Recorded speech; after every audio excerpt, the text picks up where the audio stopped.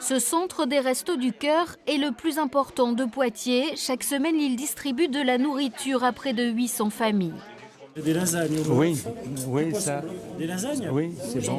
Ici, dans le panier, on retrouve régulièrement des lasagnes offertes par la communauté européenne. C'est un des produits de base. Alors les bénéficiaires ne se posent pas trop de questions. Ils sont majoritairement prêts à consommer les produits fabriqués avec de la viande de cheval, aujourd'hui retirés des grandes surfaces. Et quand on voit le nombre de gens qui sont dans le besoin, je trouve qu'il vaut mieux donner que jeter. Donc, personnellement, je n'en prendrai pas. Les gens qui mangent du cheval, oui, pourquoi pas. Il vaut mieux manger de la viande de cheval que rien avoir à manger. Voilà. Par exemple, oui, c'est possible.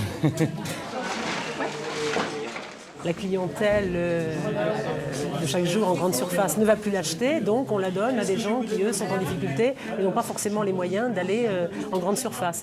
Donc ça peut être un peu gênant quand même dans l'idée. La position des Restos du Cœur est la même que celle de la Banque alimentaire. Tous attendent le document officiel du ministère de la Consommation.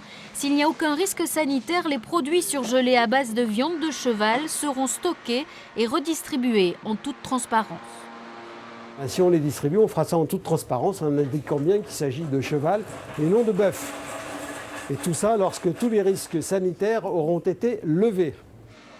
Si Benoît Hamon, le ministre de la Consommation, a donné son accord pour cette redistribution, les associations caritatives attendent toujours le feu vert de la Direction générale de l'alimentation. Il pourrait intervenir dans les heures qui viennent.